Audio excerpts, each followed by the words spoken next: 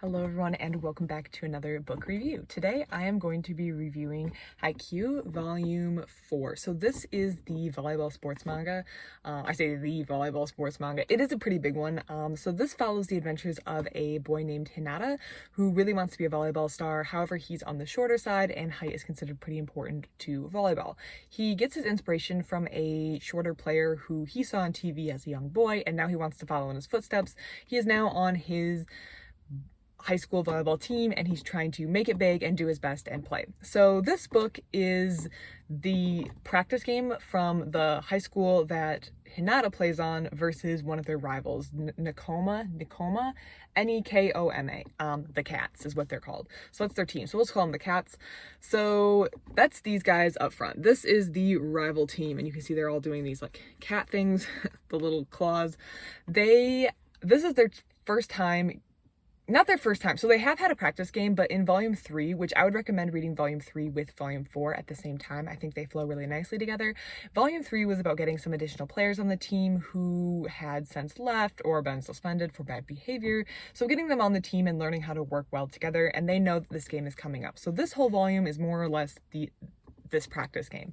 So yeah, we're learning how they work together and seeing how they play. I don't really want to spoil how the practice game goes, so I'm going to kind of shy away from talking about that. However, I like the way that the author rounded out these characters on the opposing side, which makes me think that I'm going to see them again. I'm going to see them either in a rematch or there's going to be some interplay between some of these characters and on our team that we're following with Hinata versus some of the characters on this Nekoma team, the Cats team.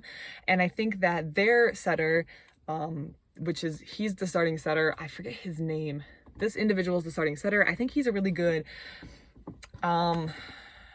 complement foil. I don't know how to describe it. He kind of is the opposite of Hinata and he kind of brings out some of the characteristics in Hinata that you see. I don't know how to say this. He brings out some characteristics in Hinata by just being himself. So they kind of play off one another, but in an opposite sort of way.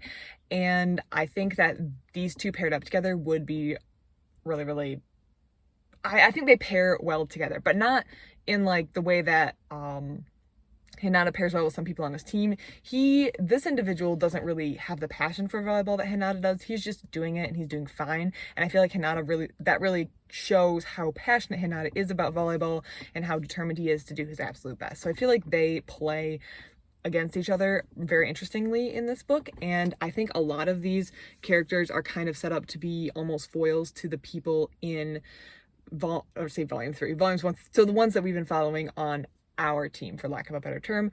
I think that they kind of complement each other, which also, because of that and because of the care that the author put into kind of describing and fleshing out these characters, makes me think that we're going to get a rematch at some point, or we're going to see these characters in the future.